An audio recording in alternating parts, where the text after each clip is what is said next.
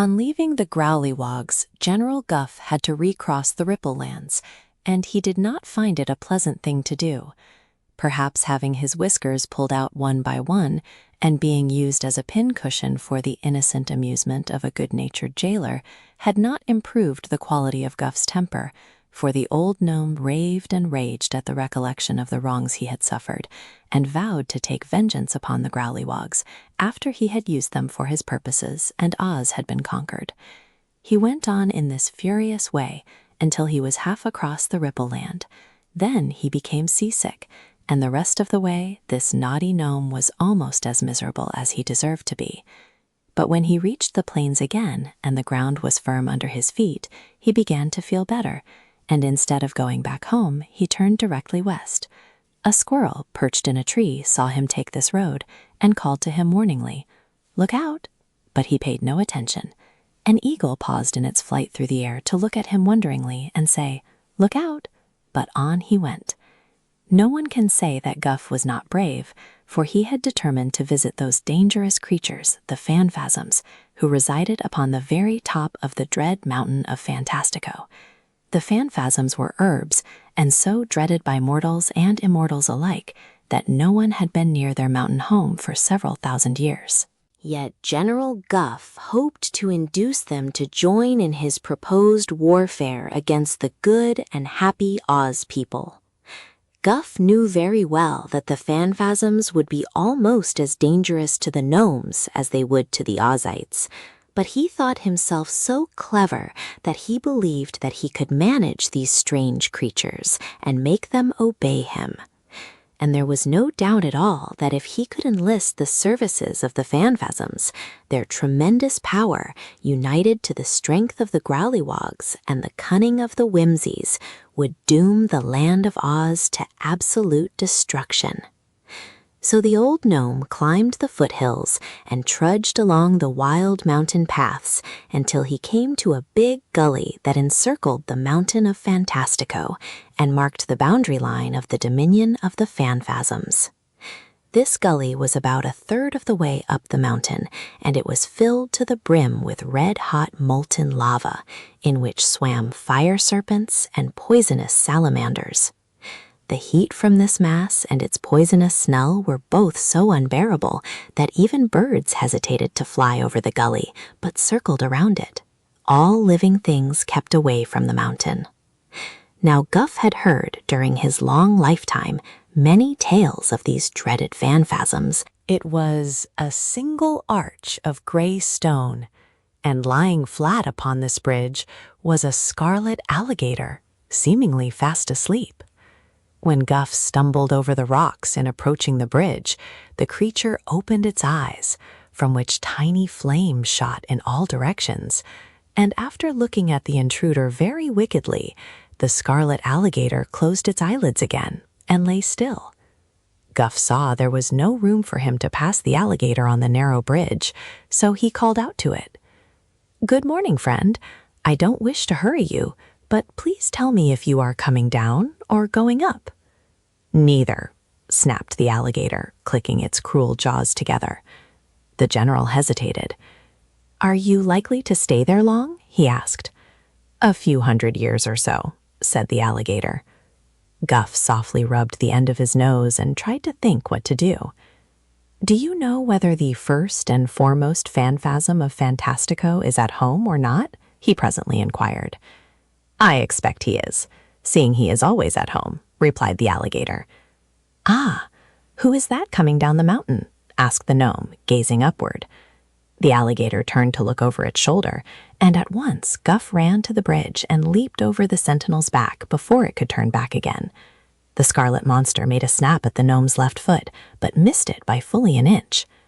"Aha!" laughed the general, who was now on the mountain path. "I fooled you that time." "So you did, and perhaps you fooled yourself," retorted the alligator. "Go up the mountain if you dare, and find out what the first and foremost will do to you."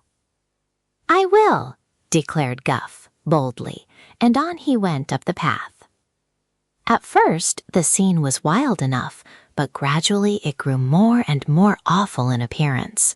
All the rocks had the shapes of frightful beings, and even the tree trunks were gnarled and twisted like serpents. Suddenly there appeared before the gnome a man with the head of an owl. His body was hairy like that of an ape, and his only clothing was a scarlet scarf twisted around his waist. He bore a huge club in his hand, and his round owl eyes blinked fiercely upon the intruder. "What are you doing here?" he demanded, threatening Guff with his club. "I've come to see the first and foremost phanfasm of Fantastico," replied the general, who did not like the way this creature looked at him, but still was not afraid. "Ah, you shall see him," the man said with a sneering laugh.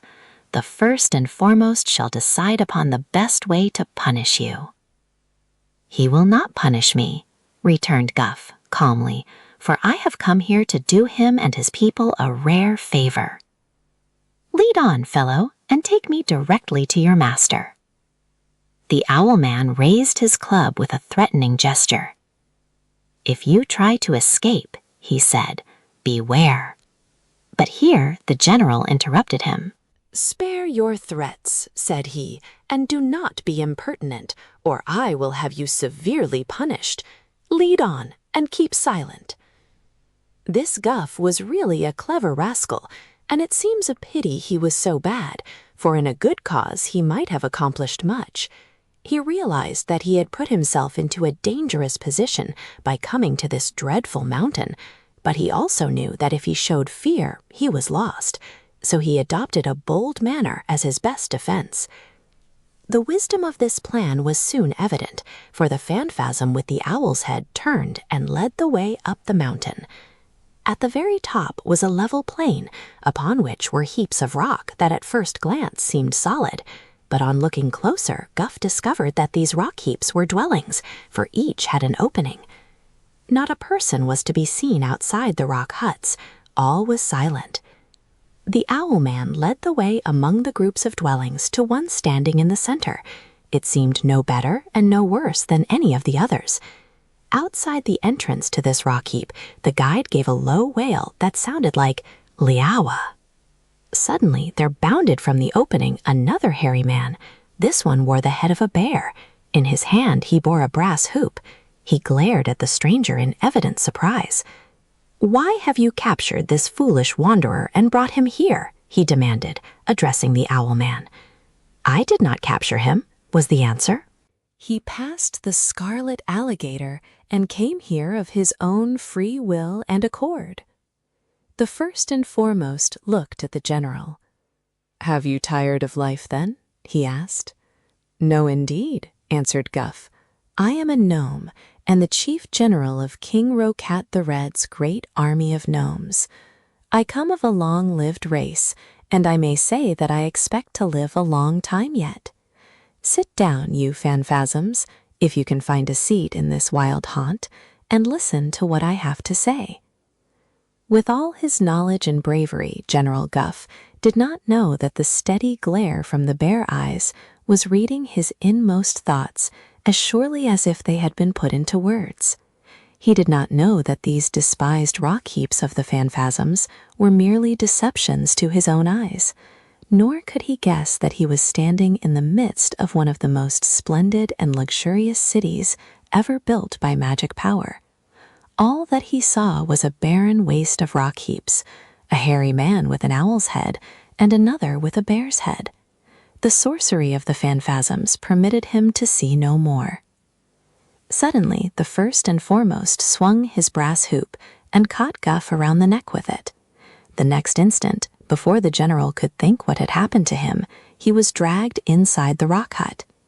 Here, his eyes still blinded to realities, he perceived only a dim light, by which the hut seemed as rough and rude inside as it was outside. Yet he had a strange feeling that many bright eyes were fastened upon him, and that he stood in a vast and extensive hall. The first and foremost now laughed grimly and released his prisoner. "If you have anything to say that is interesting," he remarked, "speak out before I strangle you." So Guff spoke out. He tried not to pay any attention to a strange rustling sound that he heard, as of an unseen multitude drawing near to listen to his words. His eyes could see only the fierce bear man, and to him he addressed his speech. First he told of his plan to conquer the land of Oz and plunder the country of its riches and enslave its people, who, being fairies, could not be killed.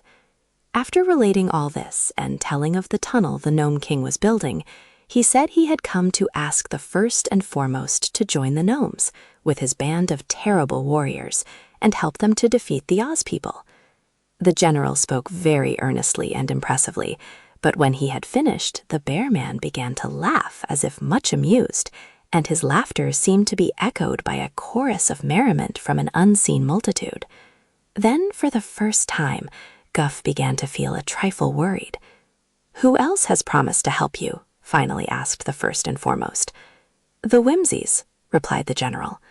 Again the bare-headed Phanfasm laughed. "Any others?" he inquired.